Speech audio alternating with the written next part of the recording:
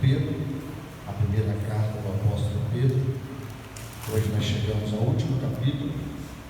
É uma carta muito difícil. A carta de Pedro não é fácil, muitas implicações nesta carta, onde Pedro nos exortou sobre a santidade.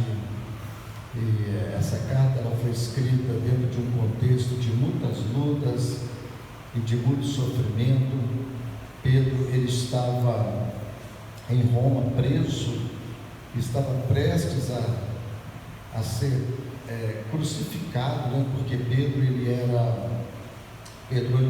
não tinha cidadania romana. Pedro era um judeu.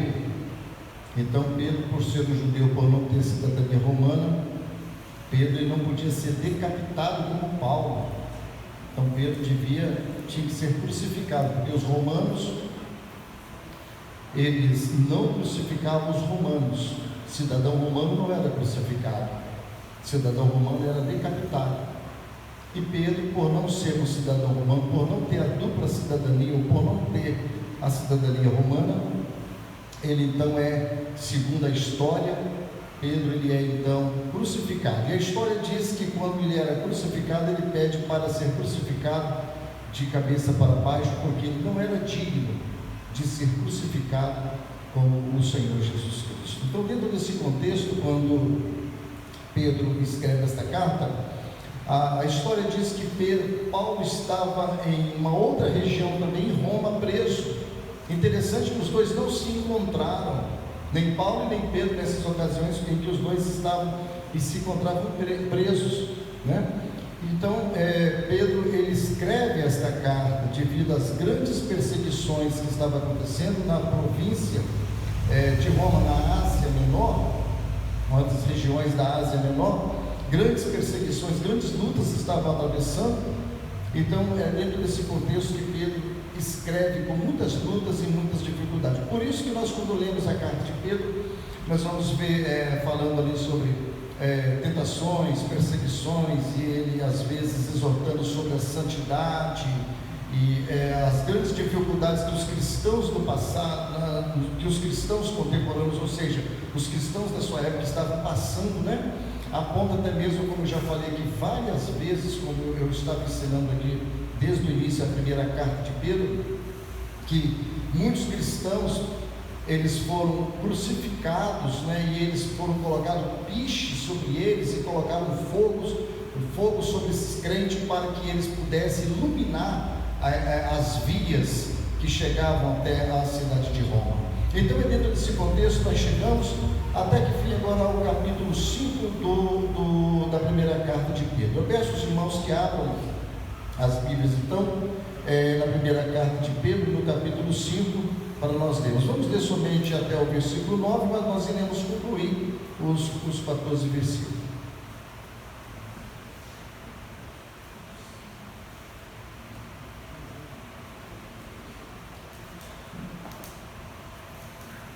Primeira carta de Pedro, capítulo 5, nós vamos ler do versículo 1 ao 9, mas porém nós vamos expor todos os versículos, 1 ao 14.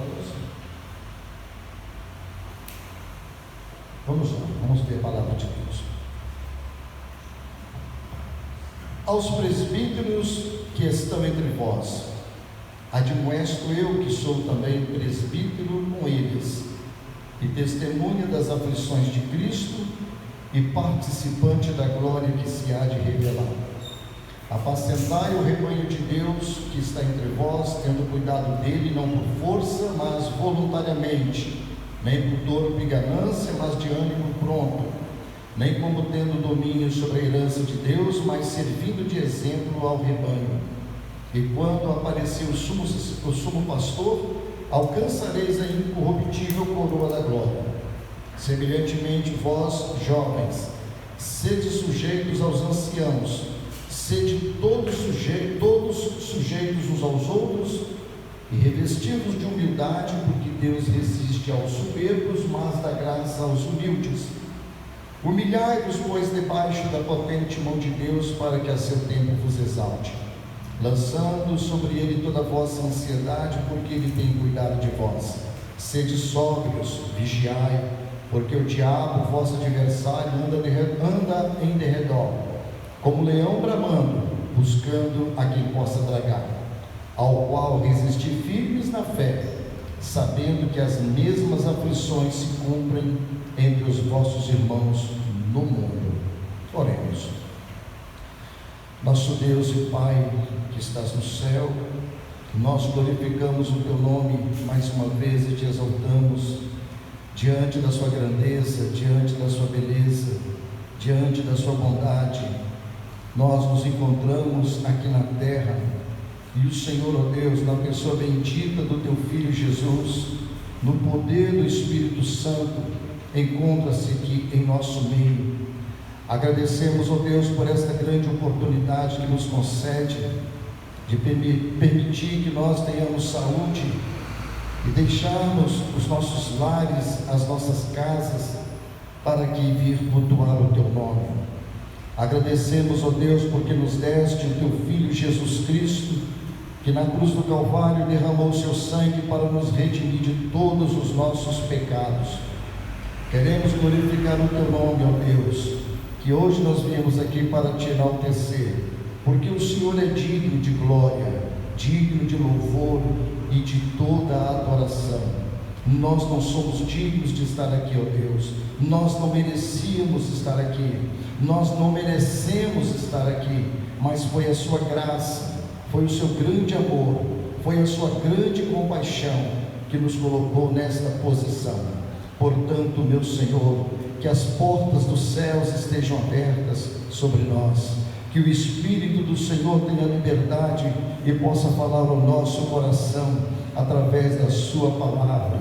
Leva cativa toda a mente, todo o entendimento, todo o nosso intelecto, todo o nosso ser, seja levado à Sua glória, à Sua presença, ao Seu poder, ó Deus, e que haja temor, e que haja tremor em nosso coração, e que possamos sair daqui mais convertidos, transformados, convencidos pela Sua palavra, porque o Senhor é soberano para fazer essas coisas nas nossas vidas. Nós Te agradecemos, ó Pai, e contamos com a Sua presença. Pedimos que o Senhor esteja conosco e venha nos abençoar para a glória e honra do Seu santo nome. Amém. Graças a Deus. A responsabilidade dos líderes.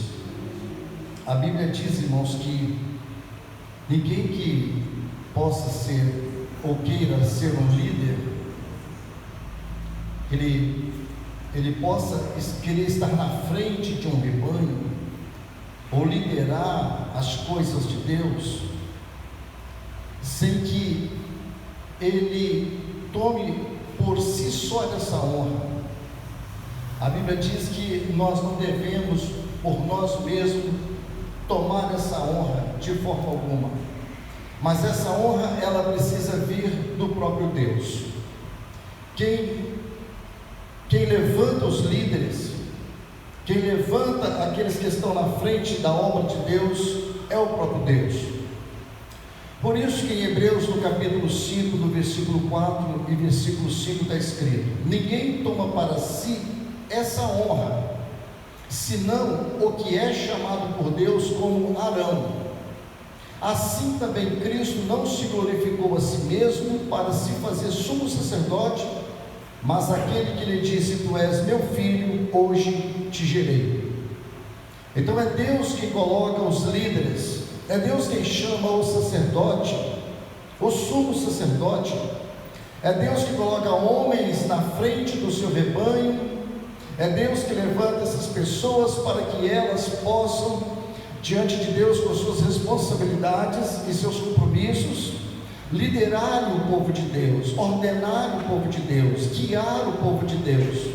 Ninguém deve por si só ir na frente, puxar o tapete de alguém, fazer, vamos dizer, talvez uma maracutaia, um enrolo, ou pagar propina, ou comprar quem é que esteja para que possa tomar a frente de uma liderança de igrejas. Eu conheço casos até mesmo de pastores que vêm de igreja para outros pastores, liberando líderes que não foram chamados por Deus. A Bíblia diz, como acabamos de ler, que ninguém toma para si essa honra. Essa honra precisa vir de Deus. Essa honra, essa autoridade, ela precisa ser divina. Ela não pode ser humana. Ela precisa vir do céu, para que isso possa cumprir verdadeiramente com a sua palavra. Esta é uma posição muito elevada e séria aos olhos de Deus, ainda que muitos não dão valor por ela, muitas pessoas não se preocupam com isso, mas é uma posição muito elevada, porque Deus, assentado no seu trono, Ele olha e Ele quer ver homens preparados por Ele, edificados por Ele, e que tem o seu Espírito para que possa governar a sua igreja. Isso é um dom de Deus, isso é uma graça de Deus. É Deus quem chama, é Deus quem escolhe, é Deus que separa, porque Deus sabe quem são os seus, quem pode estar na frente. Por isso é de grande responsabilidade aqueles que estão diante das coisas de Deus. Vejamos então nesta noite, irmãos, o que as Escrituras diz. O que Pedro vai falar nessa carta, no capítulo 5, sobre a responsabilidade dos crentes, dos líderes, de estar diante do rebanho de Deus. Vejamos bem, então, ele diz aqui sobre o chamado para ser líder diante do rebanho de Deus. Deus tem o seu rebanho. Por isso, no capítulo 1, Pedro já começa com uma admoestação, trazendo aqui uma ordem, ou seja, no imperativo. Ele fala aqui, aos presbíteros que estão entre vós, ele diz, admoesto eu, que sou também presbítero com eles, e testemunha das aflições de Cristo, e participante da glória que se há de revelar. A palavra presbítero, ela na verdade significa anciãos, que é do grego presbúteros, é um nome até difícil, estranho para se falar, presbúteros ou presbíteros, né, do grego, que significa mais velhos, ou seja, mais experiente. Para ser um presbítero é necessário que este homem seja experiente, é necessário que esse homem tenha estado com Deus. Ele não é necessariamente que ele seja um ancião, literalmente falando, ou velho. Sim, é óbvio que as pessoas que são mais velhas, as pessoas que são anciãs, elas já têm um caminho mais preparado, mais traçado, e se ela anda na presença de Deus, ela anda esse tempo todo da sua vida em oração, em jejum, lendo Bíblia, se consagrando. Obviamente que esses anciãos, esse homem que já tem uma certa idade, ele então tem uma larga experiência, ele já tem um compromisso sério diante de Deus. Por isso Pedro diz aqui, então na sua primeira carta, ele fala aos presbíteros, aos anciãos, aos mais velhos, estes são chamados para serem líderes, né? A Bíblia diz, irmãos, que Jesus também, ele era um homem experimentado no trabalho. Em Isaías, no capítulo 53, Deus nunca vai colocar uma pessoa que não esteja preparada diante de um rebanho, uma pessoa que não seja experiente, uma pessoa que não sabe o que é oração, uma pessoa que não sabe o que é a Bíblia, uma pessoa que não sabe o que é jejuar, uma pessoa que nunca esteve em comunhão com o Senhor. Por isso é necessário, irmãos, e eu entendo desta maneira, que os verdadeiros líderes, a maioria deles, em toda a sua totalidade, eles passarem grandes amarguras, sozinhos, com grandes dificuldades, nas grandes provações, porque foi ali na fornalha, na dificuldade, naquelas lutas, é que eles foram preparados por Deus para estarem diante do rebanho. Por isso Pedro diz aqui o seguinte, aos presbíteros que estão entre vós, admoesto eu. Paulo, em 1 Timóteo, no capítulo 3, no versículo 6, diz o seguinte: não neófito, acerca dos presbíteros, acerca dos líderes da igreja, acerca daqueles que são chamados, ele diz, não neófito, para que ensoberbecendo-se, ou seja, não se deve colocar um líder, um presbítero, um dirigente de uma igreja, um que esteja diante do rebanho de Deus, um neófito, um novo convertido, uma pessoa que aceitou Jesus pouco tempo, que ainda não tem a experiência com Deus. Então Paulo diz, não neófito, não novo, não aquele que ainda não tem a experiência. Por quê? Ele vem como novo, ele entra para o ministério, ele entra para a igreja, ele passa a ser líder, ele se ensoberbece, porque ele fica soberbo com o seu coração, ele passa a pensar, ele passa a imaginar que ele é superior àqueles outros irmãos que já estão mais tempo na igreja. Eu conheci caso, irmãos, de jovem que era novo convertido, que eu convivi com ele, em que nós reuníamos junto, e que nós tínhamos pastores que ficavam sentados com muito mais de idade, servia até mesmo para ser avô dele, e que não tinha um pingo de respeito, não tinha um pingo de compaixão por esses líderes, e eles abusavam desses homens. Só tem um porém: quem entrou por esse caminho se deu mal, porque esse ancião que eu conheço até os dias de hoje ainda está firme na presença de Deus, e aqueles que abusavam deles já estão desviados há muito tempo. Por isso a Bíblia diz o seguinte: não neófito, para que ensoberbecendo-se, ou seja, a soberba, não caia na condenação do diabo. O que Pedro quer dizer isso?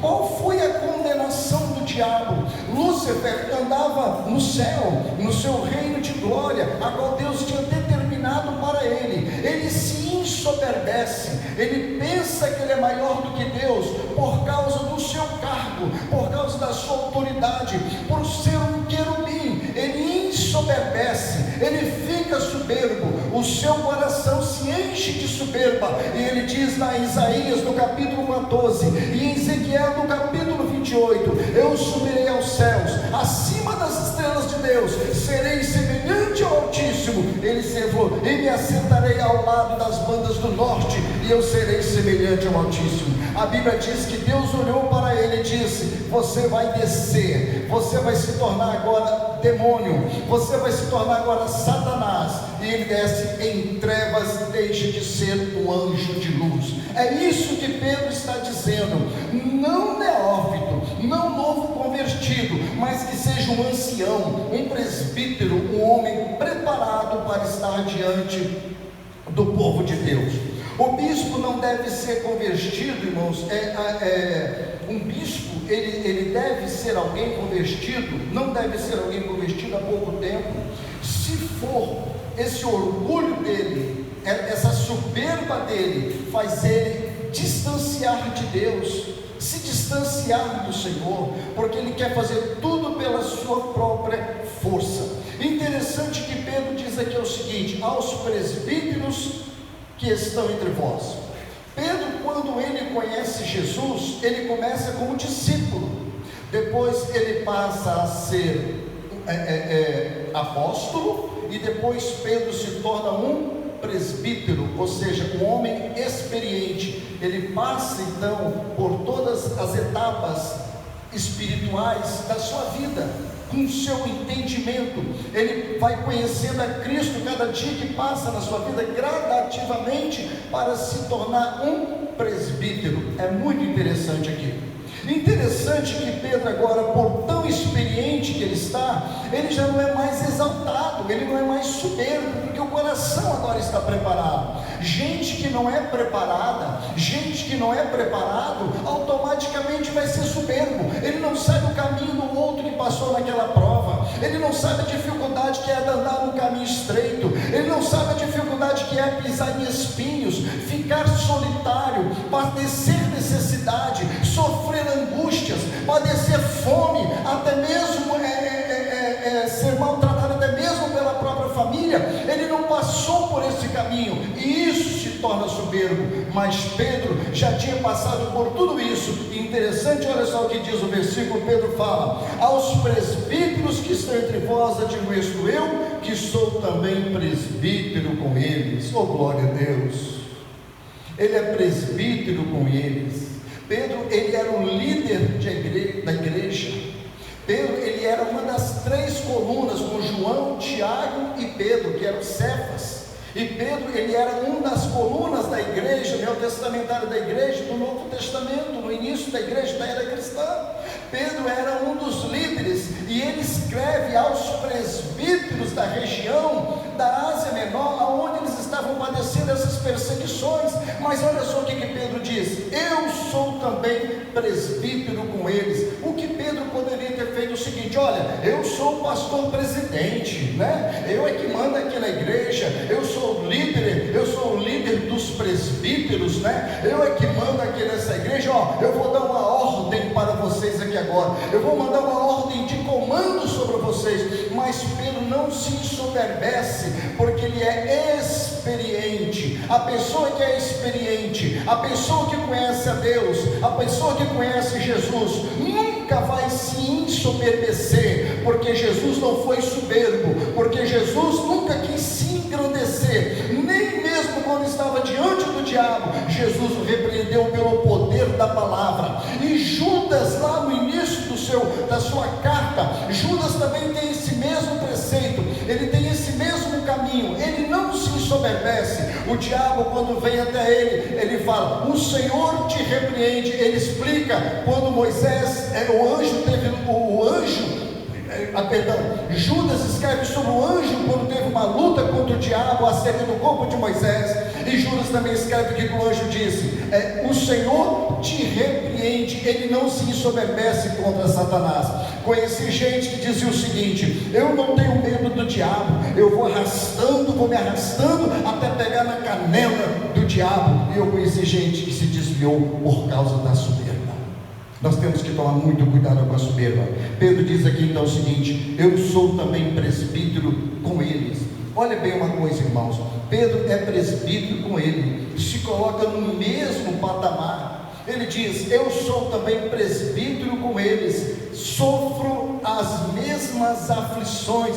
Ora, irmãos, se nós estamos no mesmo barco, se nós estamos na mesma luta, nas mesmas dificuldades, por que nós vamos nos ensoberbecer, querer ser maior um do que os outros, se nós somos tudo do mesmo patamar, nas mesmas dificuldades, servimos ao mesmo Deus, ao mesmo Pai? Deus não tem filhos preferidos, para Deus todos são iguais. Pode ser pastor, como pode não ser pastor, o mais simples da igreja, seja quem quer que seja.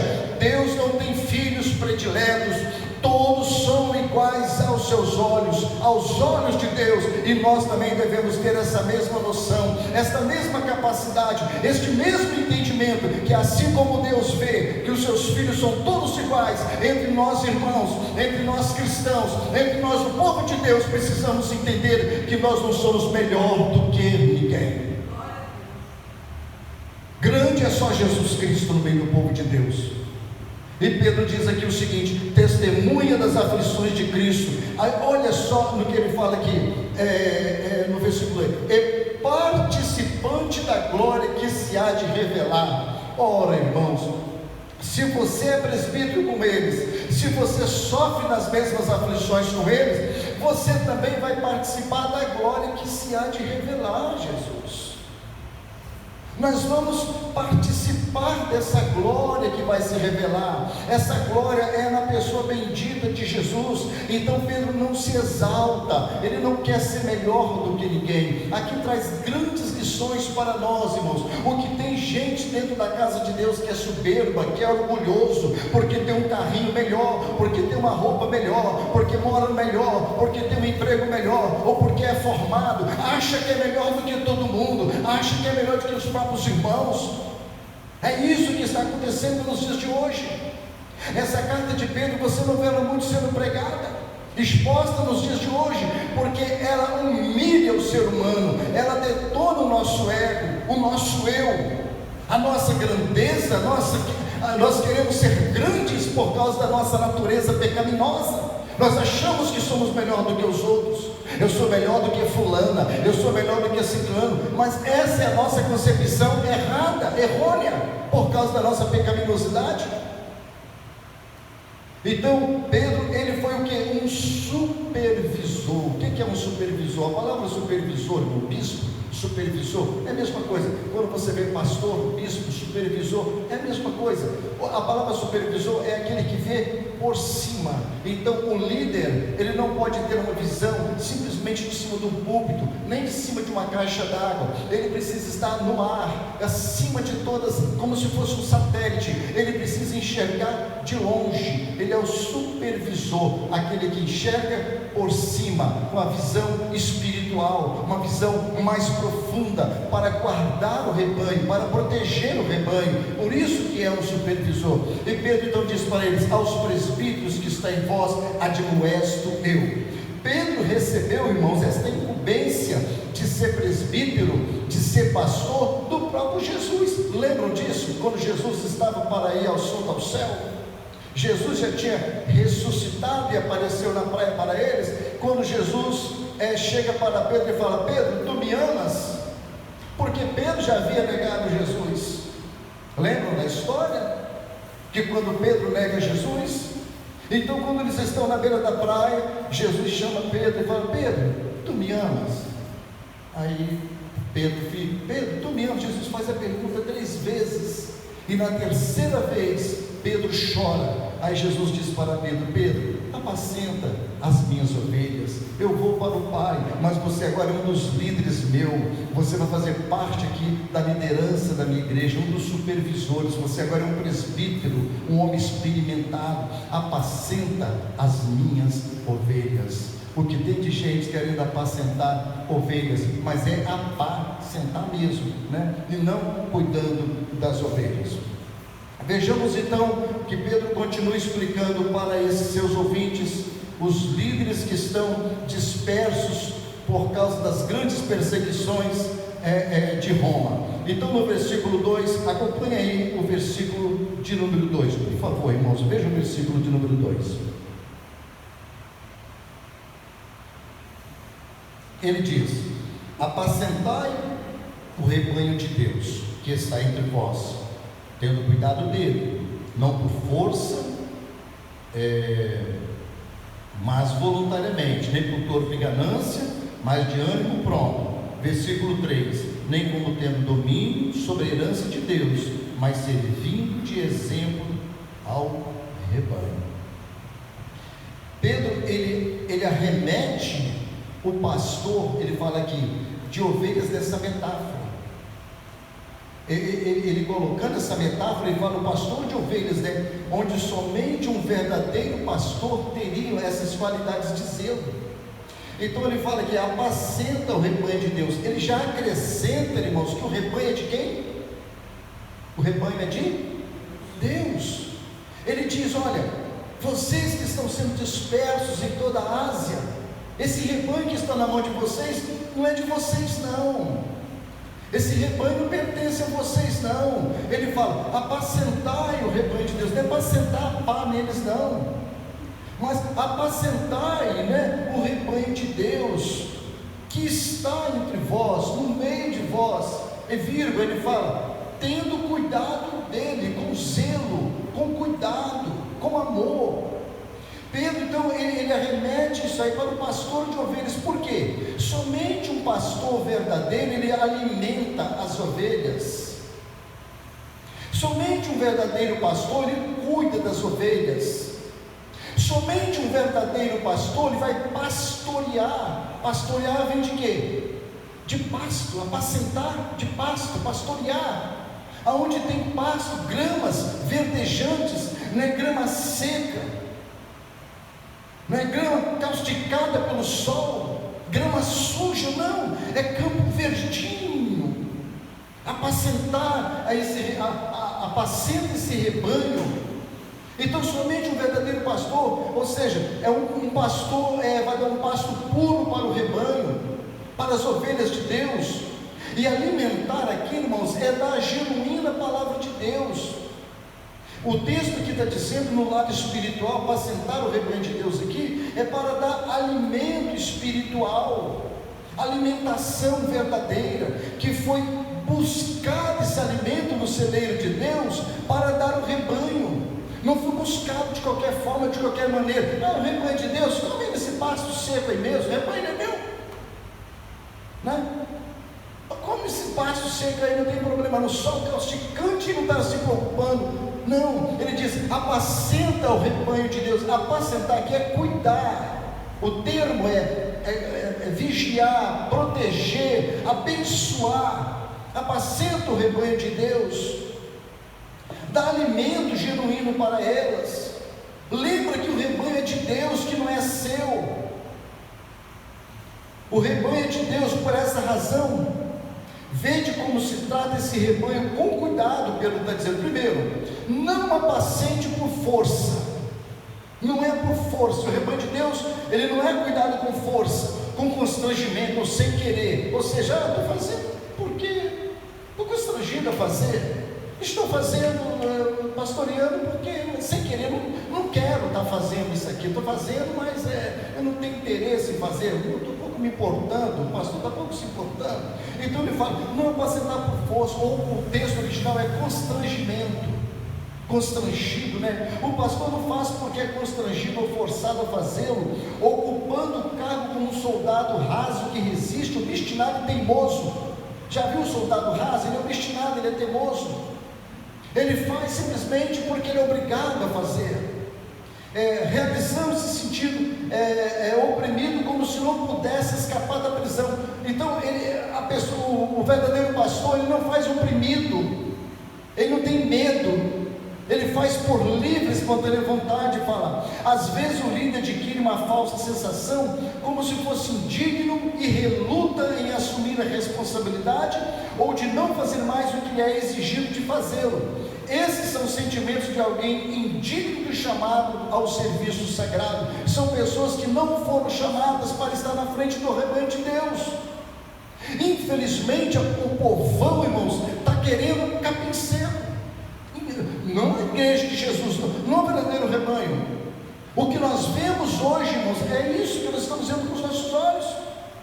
É um monte de pataquada, um monte de mentira, um monte de aplicação mentirosa, fora de contexto, fora da posição bíblica. Mas a população está lá, está cheia, está levantando a mão, estão pulando, estão. É isso que eles querem, massagear o ego, falar bem deles. Aí esse tipo de gente. Mas o verdadeiro pastor não se preocupa com isso, se ele é criticado, se ele é humilhado, porque ele está ali, não é por força, né? O líder, ele deve aceitar com espontaneidade a responsabilidade voluntariamente. O motivo de um pastor deve ser a boa vontade, não porque deve, mas porque está disposto, né? Por isso Paulo, pelo Espírito Santo, em 1 Timóteo, no capítulo 3, no versículo 1, Paulo escreve a Timóteo: se alguém, ele fala se alguém, se pronome alguém, qualquer um, ele fala: se alguém deseja, quer o episcopado, excelente obra deseja. Então não é errado desejar estar aqui na frente, como os irmãos estão aqui.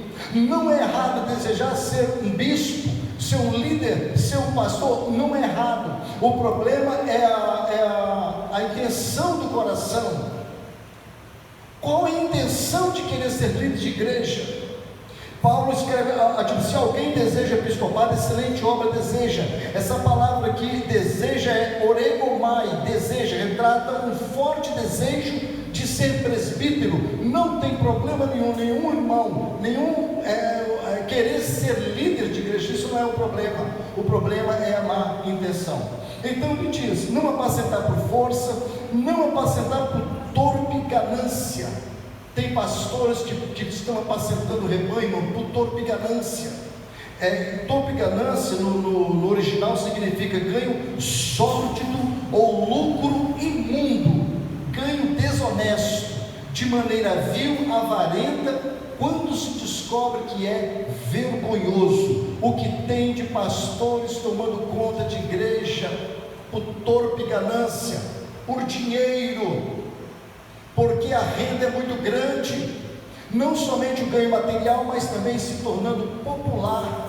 Isso também é errado, adulterando o evangelho para atrair mais pessoas para a igreja, considerando os mais ricos e influentes para ganhar lucro pessoal. E é isso que acontece nas igrejas. Entra fulano de tal, ele ganha bem, logo ele vai para o púlpito. Entra a irmã fulana de tal, ela tem uma boa aparência, ela tem um carro bonito, ela se veste bem, essa mulher vai ser de destaque na minha igreja. e ela é muito mais bem tratada do que as outras irmãs que já vêm sofrendo anos ali na oração. Lembro-me disso, de uma igreja que nós ia fazer uma grande festa das irmãs, e o pastor colocou então as irmãs novas tudo na frente, aquelas que tinham chegado, e as irmãs mais idosazinhas, que já estavam pagando o preço de mais de 20 anos em favor da igreja. Eu falei: pastor, por que o senhor não vai botar essas irmãs aqui na frente, dando honra para essas irmãs que estão aqui? Então, irmão, porque você questiona esse tipo de coisa na igreja, você é tido como um mau caráter, você está levantando contra o pastor, contra o ministério. É por causa do que? Das injustiças que fazem dentro da casa de Deus. Então, eles pastoreiam o rebanho por toda ganância. Pedro está dizendo: um pastor não pode pastorear por toda ganância, por sórdido lucro, ou lucro imundo, avarento, miserável. É dinheiro no bolso. Como eu disse aqui umas 2 ou 3 semanas atrás, tem pastores aí que ganham uns 2 milhões por ano, porque muitas congregações, e cada dirigente precisa trazer mais de uma grande fortuna para eles. Em todo aniversário dele dá mais de 2 milhões por ano. E quem não trouxer, fica em má lençóis com este pastor. São esses tipos de pastores dos dias que nós estamos vivendo. Se na época de Paulo, irmãos, há 2000 anos atrás já havia, e Paulo disse: olha, quando eu partir, lobos devoradores entrarão no meio de vós, querendo destronar o rebanho. São pastores malditos. Eu não estou citando o nome de alguém aqui, nunca citei nome de ninguém aqui no púlpito, nem na escola dominical, nem aqui, nunca citei nome de ninguém, mas falo quando os tipos de liderança, porque, irmãos, é o tempo do fim que nós estamos vivendo, é os dias maus. Os irmãos conhecem a ampulheta? A ampulheta é uma peça antiga egípcia, né? Ela tem vamos falar areia, né? Acho que aqui não se chama areia, você vira ela, então, ou seja, a ampulheta, ela está esvaindo, sabe? As pessoas estão tendo comichão nos ouvidos, não tem prazer na sã doutrina, não tem prazer na palavra de Deus, por causa desses líderes que falam que o povo quer ouvir, e eles querem ouvir essas coisas também. Não tem mais prazer na palavra de Deus. Então ele diz aqui: esses líderes devem ter o que? Boa vontade, né? Boa vontade. Não, irmãos, que o pastor não deve receber um salário justo. Não que um líder não deve receber, porque isso é bíblico. Em 1 Timóteo 5,18, Paulo disse: o obreiro é digno de seu salário, mas justo. Um salário que seja justo, que não seja pesado na igreja, que não esteja envolvido com falcatrua, com roubo atrás disso aí. É nisso que nós estamos atravessando. Mas então o verdadeiro pastor, ele precisa ter o quê? É fazer o trabalho com boa vontade. A palavra boa vontade, na verdade, é prótomos, do grego pró, que é para frente, tumos, que é de mente, ou seja, de boa mente, de boa vontade, com ansiedade. Quando você está ansioso, o que é que você quer? Você fica logo doido que chega amanhã, não é assim? Porque você está ansioso. Inclusive o problema da ansiedade dentro do trabalho tem muita gente, por causa da ansiedade. Então o verdadeiro pastor precisa ser ansioso, vontade de fazer, prótomos, com a mente boa, mente para frente, querendo fazer, ansioso para fazer. Não como tendo domínio sobre a herança de Deus. Dominar os outros é a terceira grande tentação para o pastor. Ter domínio é subjugar, colocar jugo sobre a herança de Deus, colocar sobre o seu poder, submeter com força. O que tem de pastores fazendo isso, subjugando o povo de Deus? A palavra domínio no original, uso pesado da autoridade para engrandecimento pessoal, acompanhado por uma exigência altiva de submissão. Tem que ser submisso, é na base do ferro, é na base da autoridade. Eu mando aqui, está sob o meu comando, é como um ditador. E Pedro está dizendo: não como tendo domínio sobre a herança de Deus. Essa herança, esse domínio, fala de um governo autocrático, arrogante sobre o rebanho, totalmente proibido aos verdadeiros pastores, oprimindo o povo de Deus, irmãos, oprimindo o rebanho de Deus. Então, no entanto, existe uma autoridade ordenada por Deus? Existe sim uma autoridade ordenada por Deus, devidamente devidamente exercida, que deve ser administrada na igreja local pelos pastores e presbíteros. Essa não deve ser eliminada. Deus dá autoridade aos líderes, aos pastores, mas não para eles abusarem do povo de Deus. Esses pastores, eles devem ser o quê? Servir de exemplo. Eles devem ser exemplos do rebanho. Eles devem mostrar para o rebanho. Paulo, escrevendo em 1 Timóteo, no capítulo 4, versículo 12, ao jovem Timóteo, ele diz: ninguém despreze a tua mocidade, mas ser o exemplo dos fiéis, na palavra, no trato, no amor, no espírito, na fé e na pureza. Então é ser o exemplo dos fiéis, na palavra, no trato, na piedade, em tudo que faz. O líder tem que ser piedoso, tem que ter palavra, gravidade, sinceridade, né? Em tudo te dá por exemplo de boas obras, como ele diz em Tito, no capítulo 2, no versículo 7, gravidade, sinceridade, serenidade, com tranquilidade, irmãos. É isso que Pedro está dizendo aqui na sua palavra. O Whisper, ele tem uma excelente amplificação da imagem dos filhos de Deus retratado como as ovelhas. Vejam bem, as ovelhas são animais limpos, ao contrário dos cães e dos porcos. As ovelhas tendem a se agrupar e o povo de Deus precisa estar junto. As ovelhas são notoriamente ignorantes e propensas a se afastar se não seguirem o pastor.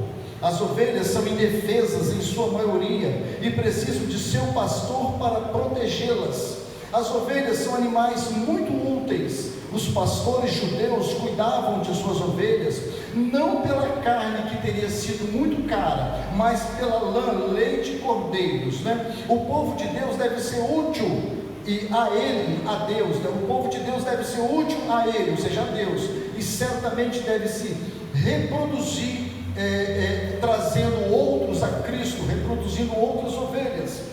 Ovelhas foram usadas para os sacrifícios e devemos ser o que? Sacrifícios vivos, fazendo a vontade de Deus. Este é o conceito de ovelhas, como que as verdadeiras ovelhas literais agem, e assim nós também devemos agir como ovelhas que obedecem ao pastor, e o pastor não pode oprimir essas ovelhas, porque elas são indefesas, elas precisam de carinho, de cuidado, de orientação, de compaixão, sofrer até muito mais do que as próprias ovelhas. Por isso Jesus falou: eu sou o bom pastor, e o bom pastor dá a vida pelas ovelhas. O mercenário, que não é o pastor, ele fala, quando ele vê um mercenário, um ladrão, entrar não pela porta do curral, não pela porta do curral, quando ele vê isso, o que faz o mercenário? O mercenário não cuida das ovelhas, ele deixa as ovelhas na mão desse que entrou pelo curral das ovelhas. Mas Jesus disse: eu sou o bom pastor, e o bom pastor dá a vida pelas ovelhas. Jesus disse, e Pedro disse isso no versículo 4: e quando aparecer o sumo pastor, o supremo pastor, alcançareis a incorruptível coroa de glória. Pedro sempre exorta-nos sobre o perigo de, quando Jesus voltar, que nós sejamos pegos despreparados. Aqui nesse versículo 4 ele fala: olha, quando aparecer o sumo pastor, alcançareis a incorruptível coroa de glória. Quando vocês fizerem tudo que está no capítulo 1, no capítulo 2, no capítulo 3, no capítulo 4, e o que eu já falei aqui para vocês, quando vocês fizerem isso, quando aparecer o sumo pastor, vocês vão alcançar o quê? Uma incorruptível coroa, uma coroa que nunca vai perder o brilho, né? Então Pedro sempre se preocupou em que os cristãos estejam sempre preparados quando vier o Senhor Jesus Cristo, que esses líderes estejam preparados, que a igreja esteja preparada, porque ele não sabia a hora que viria, sabia que diante daquelas lutas, das provações, poderia estar bem próximo ao retorno de Jesus. Então Pedro sempre falou isso, tanto que no capítulo 4, no versículo 13, ele disse: ser participantes das aflições de Cristo, para regozijar quando ele vier. Então o sofrimento, vamos nos alegrar quando Jesus vier na sua glória. Então ele faz esse alerta aos líderes, para não oprimir o rebanho de Deus, para não pisar no rebanho de Deus, aqui é no versículo 4. Bem, irmãos, vamos a partir do versículo 5 agora, ao versículo 5 ao versículo 9. Agora, o que é que Pedro diz? Ele passa um conselho para os jovens. A partir do versículo 5 ele diz, ele dá um conselho para os jovens. Ele fala: semelhantemente vós jovens, sede sujeitos aos anciãos, e sede todos sujeitos uns aos outros, e revestidos de humildade, porque Deus resiste aos soberbos, mas dá graça aos humildes. Vejam bem uma coisa, esse conselho para os jovens aqui, irmãos, porque os jovens geralmente são mais propensos a serem rebeldes. Jovens têm sempre a pretensão de serem mais obstinados, infelizmente são menos ligados, não têm tanta experiência. Então a primeira coisa que ele fala aqui, Pedro diz o seguinte: olha, vocês jovens também, vocês sejam sujeitos aos anciãos. Esses anciãos aqui são os líderes da igreja, para que esses jovens obedeçam aos líderes da igreja, estejam sujeitos aos líderes da igreja. Ele diz aqui, devem ser sujeitos uns aos outros, não só aos anciãos, mas devem ser sujeitos uns aos outros. E ele fala, revestidos de humildade. Pedro aplica aqui então que para que possa alcançar a graça de Deus é necessária a humildade, e a sujeição é um sinal de humildade. Quem é humilde se sujeita, e quem não se submete é soberbo, orgulhoso. O orgulhoso, irmãos, ele nunca se submete, nunca ele quer estar debaixo de um jugo. Por isso Jesus não era orgulhoso, Jesus não era soberbo, ele se humilhava. E ele diz aqui, mas aí tem um grande problema: Deus resiste aos soberbos, ou seja, Deus resiste aos orgulhosos. Esse é o problema. O problema da soberba, o problema do orgulho, é que Deus resiste aos orgulhosos, Deus resiste aos soberbos. Ele disse aqui, humilhai-vos, pois, debaixo da potente mão de Deus, para que a seu tempo, no versículo 5, revestidos de humildade, porque Deus resiste aos soberbos, mas dá graça aos humildes. E como que Deus resiste aos soberbos? Deus não ouve a oração do soberbo, a pessoa soberba de coração. Deus não ouve, vai ficar lá clamando, vai ficar chorando, vai ficar postado lá, vai pedir, pode jejuar, não vai resolver o problema, porque Deus resiste ao soberbo. Não tem comunhão com Deus a soberba. O coração ruim, pecaminoso, maldoso, não se submete, não quer ouvir, endurece o coração. É por isso que esse tipo de gente não alcança salvação. Vão ouvir o evangelho o tempo todo, vão estar na igreja o tempo todo, mas não se submetem. Porque Pedro diz aqui, ele resiste ao soberbo. Quem é que resiste ao soberbo? É Deus. Agora imagine bem, irmãos, nós podemos ser inimigo de qualquer pessoa aqui nessa terra, mas imagine você ser inimigo de Deus. Deus não te ouvir mais. Quantas pessoas que Deus mais não ouviu estão totalmente perdidas por causa da soberba, por causa do orgulho. Não ouve a palavra, não entra no coração, não entra na vida, critica, murmura, resiste a Deus, resiste à liderança, resiste ao ministério, resiste à palavra, resiste ao Espírito Santo. O coração vai endurecendo, o coração vai endurecendo, o coração vai virando de pedra. Deus resiste a ele também, não tem mais compromisso com ele. Isso é muito sério. Então não tem mais a proteção de Deus. Por isso em Provérbios, no capítulo 16, no versículo 18, Salomão escreveu: a soberba precede a ruína. A soberba, ela precede a ruína, ela vai chegar à ruína, e a altivez do espírito precede a queda. Não tem jeito, é a Bíblia que está falando, irmãos. Por isso que as igrejas estão cheias de gente orgulhosa, soberbas. Mas no versículo 6, no versículo 7 ele diz: humilhai-vos, pois, debaixo da potente mão de Deus, para que a seu tempo vos exalte. No versículo 7, lançando sobre ele toda a vossa ansiedade, porque ele tem cuidado de vós. Então, quando ele fala da soberba, no versículo 6 ele fala: mas humilhai-vos, se achegue a Deus. A Bíblia ordena, irmãos, nos humilharmos. É nós que devemos nos humilharmos debaixo da potente mão de Deus. Vejam bem Mateus 23:12: quem a si mesmo se humilhar será exaltado, mas quem se exalta será humilhado. Tiago capítulo 4 versículo 10, Tiago ordena: humilhai-vos perante o Senhor e Ele vos exaltará.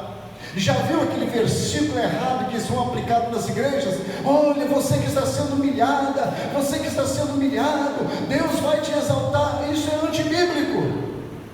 A Bíblia fala para nós nos humilharmos, humilhar a nós mesmos. O que é humilhar, irmãos? Sempre nos colocar na posição de simples, mais humilde, mais baixo, deixando Deus fazer uma obra nas nossas vidas. Sabe? É humilhar, mas a soberba não deixa a pessoa se humilhar. Paulo disse que nos últimos tempos terão um comichão nos ouvidos, entrarão no ouvido e sairão no outro, não vai valer de nada. Mas Jesus falou: pregue a palavra, quer ouçam, quer deixem de ouvir, fale a palavra como ela é a verdade, a não ser que você esteja inventando a palavra, né? Então essa é a palavra. Quando alguém faz assim, irmãos, no tempo de Deus ele será exaltado. Então tem o tempo de Deus, quando você se humilha, aqui fala: lançando sobre ele toda a vossa ansiedade, porque ele tem cuidado de vós. Quando você se humilha, no tempo de Deus ele vai te exaltar. No versículo 6 ele diz: para que a seu tempo vos exalte, lançando a sua ansiedade, os seus cuidados, os seus problemas, as suas lutas, as suas dificuldades que você está enfrentando, os problemas que você está enfrentando. Não vai contra Deus, não vai contra a palavra, vai para frente com Jesus e fala: Senhor, aqui estão os meus problemas, eu deposito ao pé da cruz. Senhor, eu peço-te misericórdia e graça. Ao tempo de Deus ele vai te exaltar, ele vai te enaltecer, ele vai te engrandecer, porque é a palavra de Deus que diz isso. Então quando você se humilha, você vai receber essa graça de Deus. Salomão disse em Eclesiastes no capítulo 3 no versículo 1: tudo tem o seu tempo determinado e há tempo para todo propósito debaixo do céu. Na verdade é que você quer tudo ao seu tempo, na verdade é que você quer que aconteça hoje, você quer que aconteça amanhã, mas tem o tempo de Deus, e é um propósito debaixo do céu. A Bíblia diz, não tem como você fugir disso. Para Deus não tem mimimi, não adianta: não estou suportando. Já viu por que os ateus xingam a Deus? Porque não suportam, e Deus tem a sua maneira de trabalhar, é o tempo de Deus, as portas se abrem no tempo certo. As bênçãos vêm no tempo certo de Deus. Ele sabe todas as coisas, na sua onisciência, na sua graciosidade, debaixo do seu poder. Ele conhece a sua necessidade no tempo de Deus. Então, nesse momento que você está na prova, que está nessa perseguição, que está debaixo dessa luta, lança a sua ansiedade aos pés do Senhor, deixa Ele trabalhar na sua vida, deixa o Espírito te mover, deixa o Espírito te trabalhar, deixa o Espírito quebrantar o seu coração e colocar um coração de carne em você, para que você receba o poder de Deus na sua vida. É Deus que dá um coração de carne, isso falando metaforicamente, né? Aí no versículo 8, no versículo 9 ele diz: sejam sóbrios e vigilantes. Veja o versículo 8: sede sóbrios, vigiai, porque o diabo, vosso adversário, anda em derredor, como um leão bramando, buscando a quem possa tragar. No versículo 9: ao qual resistir firmes na fé, sabendo que as mesmas aflições se cumprem entre os vossos irmãos no mundo. Olha só que coisa interessante. Ele usa a metáfora do leão personificando, né? É o diabo, Satanás é a sua força destrutiva. Agora Pedro no final, ele não fala do diabo em momento algum. Essa toda opressão de Roma, essas perseguições que estão tendo, Pedro atribui essas perseguições ao diabo. Ele fala: olha, o diabo, vosso adversário. Esse diabo, ele é representado pelo leão. Os irmãos sabem como é que é o rugido de um leão, né? Então o diabo é o nosso grande adversário, anda ao derredor, semelhante ao leão bramando, busca quem possa tragar. Ele diz, portanto, sede sóbrios, vigiai, né? Seja moderado, contido, controle-se. Sobre aquele que não se encontra sob o efeito da bebida alcoólica, sobre o efeito das drogas, sobre o efeito de qualquer outro entorpecente. Sede sóbrios, é uma metáfora que também, pelo lado espiritual, seja vigilante, seja atento, receba a palavra, não seja soberbo, não seja orgulhoso, seja humilde, receba a palavra, porque o diabo, vosso adversário, está ao derredor de vocês, buscando a quem possa tragar, aproveitando as lutas que você está passando, aproveitando as dificuldades que você está enfrentando, aproveitando as provações que você está enfrentando. O diabo está rodeando, igual um urubu, quando a pessoa está caída no chão, ele já está doido para comer a pessoa, nem morreu ainda, ele já quer comer. Assim é o diabo. E a metáfora que é de um leão. Esses dias, muito tempo atrás, da minha casa, quando veio um circo aqui na pracinha do Vale Encantado, lembra, Manuel? O leão rugia, né? Chegava a estremecer as casas do Vale Encantado. O rugido de um leão, irmãos, é muito forte, né? E dizem que quando o leão ruge é para assustar as presas. E dizem que quem caça naturalmente é as leoas que caçam, devido ao rugido do leão. Aí Pedro faz essa metáfora, que o leão ruge, que o diabo ruge como um leão, buscando, procurando a quem possa tragar. Então, irmãos, não adianta.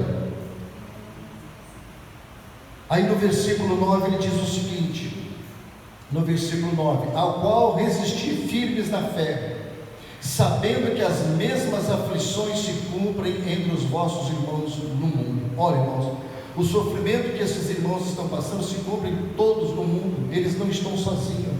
Isso aqui é um consolo para nós. Às vezes nós achamos que nós estamos sofrendo.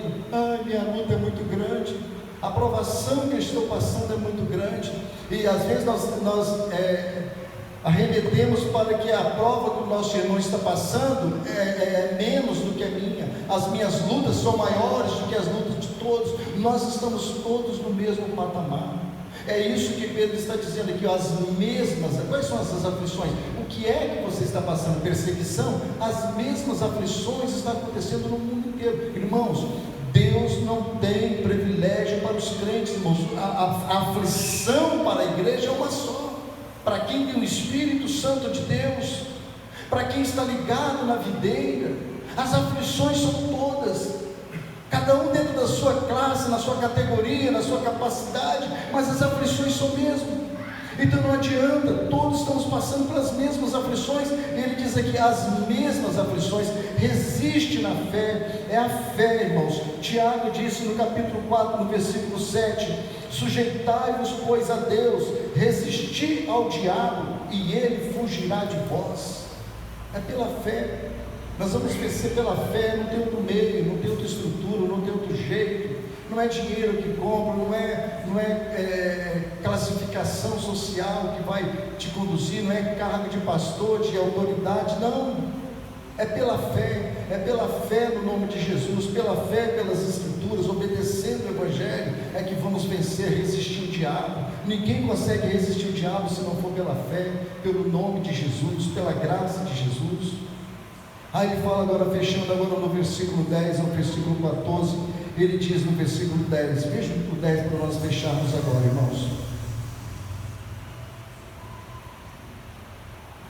O Deus de toda graça, que em Cristo Jesus nos chamou à sua eterna glória, depois de havermos padecido um pouco, Ele mesmo vos aperfeiçoe, confirme, fortifique e estabeleça. Aí ele fala os 4 verbos, né? Aperfeiçoar, confirmar, fortificar e estabelecer. Sabemos o que Deus pode fazer na nossa vida espiritual.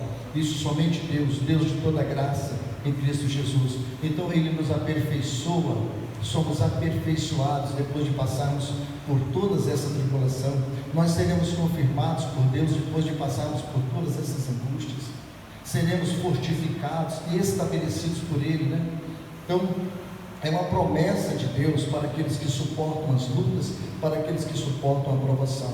No versículo 11 ele faz uma doxologia, que é a doxologia é uma forma de enaltecer a Deus. Ele fala pela sua soberania, e os cristãos que nada devem temer. No versículo 11, a Ele seja glória, o poderio para todo sempre. Ou seja, todas essas lutas que nós estamos passando, todas as dificuldades que vocês estão passando, Deus é soberano, a Ele seja glória, o poderio para todo sempre, amém. Ou seja, está no controle de Deus. Todas as lutas, todas as provas, todas as dificuldades, está debaixo do controle de Deus. Você não vai morrer, Ele quer dizer. Você não vai padecer. Fica firme, resista, esteja na minha presença. No versículo 11. No versículo 12, ele vai explicando aqui quem é Silvano. Por Silvano, vosso fiel irmão, como cuida, escrevi brevemente, exortando e testificando que esta é a verdadeira graça de Deus, na qual estáis firmes. Este Silvano aqui é o Silas, que foi na primeira viagem com o apóstolo Paulo, quando houve aquela contenda de Paulo com João Marcos e Silas participou aqui. Quem escreve esta carta é Silas, sob o comando de Pedro. Veremos, segundo os eruditos, a primeira carta de Pedro tem um grego muito bem apurado, e quando nós adentrarmos na segunda carta de Pedro, nós vamos ver que a carta de 2 Pedro é Pedro mesmo que escreveu, porque o grego não é tão apurado como o grego do 1 Pedro que nós participamos aqui. Então é Silas quem escreve essa carta lá na cadeia, junto com Pedro em Roma, prestes a Pedro a ser crucificado. Tanto que ele confirma no versículo 13: a vossa coeleita em Babilônia vos saúda, e meu filho Marcos. É João Marcos também, que era apadrinhado de Pedro, né? E ele fala: a vossa coeleita em Babilônia, é uma metáfora simbolizando a cidade de Roma, porque a Babilônia ela tipificava a prostituição, e Pedro então ele escreve utilizando a metáfora de Babilônia para esconder dos seus algozes, para que essa carta não chegasse na mão dos seus inimigos, que eles Pedro está escrevendo aqui, não é sobre Roma não, é sobre Babilônia, e isso confundiu certamente os seus algozes de sua época. E no versículo 14 ele encerra: saudai-vos uns aos outros com o ósculo de amor, que é o ósculo santo, né? Aquele beijo no rosto, mas um beijo de amor, de gratidão, que existia entre os cristãos, os primeiros cristãos do primeiro século, que eles usavam o ósculo santo. Há igrejas que até os dias de hoje ainda usam o ósculo santo, que é o beijo, né, no rosto. Ele fala: saudai-vos uns aos outros com ósculos de amor, o beijo de amor, paz seja com todos vós. Ou seja, apesar das lutas, apesar dos problemas, apesar das grandes perseguições que vocês estão tendo, mas que vocês tenham paz no meio da tribulação, paz no meio das perseguições, paz no meio das grandes guerras que nós enfrentamos, somente pelo poder do Espírito Santo. Ele fala: paz seja com todos vós que estáis em Cristo Jesus. Quem está em Jesus tem paz, quem está com Cristo está em paz, e ele confirma selando a carta. Amém. Assim seja. Ele confirma a palavra. Fechamos aqui, irmãos, então. O tio Ben, ele disse o seguinte: o tio Ben disse a Peter Parker: grandes poderes, grandes responsabilidades. Parece que o diretor desse filme tirou essa frase das Escrituras, pois nunca uma verdade foi falada com tanta precisão, mesmo sendo uma fantasia. Um líder é uma pessoa dotada de grande poder, porém suas responsabilidades precisam ser averiguadas com carinho para serem colocadas em prática, se as suas habilidades, se as suas intenções, elas estão corretas diante de Deus. A ambição por dinheiro e a sede por poder tem destruído muitos pastores e igrejas de Deus. Muitos irão pagar pelos escândalos que está acontecendo no reino de Deus. Jesus disse em Mateus, no capítulo 18, no versículo 7: ai do mundo por causa dos escândalos, porque é necessário que venham escândalos, mas ai daquele homem por quem o escândalo vem. Quem escandaliza o reino de Deus, Jesus falou, é melhor colocar no pescoço uma roda de mó no pescoço e se lança no meio do mar. Essa roda de mó, irmãos, é onde moía o trigo. Ela é muito pesada. Jesus disse: é melhor que a pessoa se suicide para aqueles que causam escândalo na casa de Deus, ou no reino de Deus. É melhor que ele se suicide do que causar um escândalo. Por isso é muito perigoso. Os líderes do rebanho de Deus devem ter uma vida exemplar, fiéis, honestos, verdadeiros, com uma vida totalmente ilibada, que não escandalize o reino de Deus. Que Deus possa aqui, irmãos, nos abençoar. Aqui nós fundamos a carta de Pedro, primeira carta de Pedro, e nós glorificamos ao Senhor por isso. Que Deus possa falar de maneira gloriosa em nossos corações e possamos guardar a palavra. Fechamos mais uma vez nossos olhos e oremos a Deus.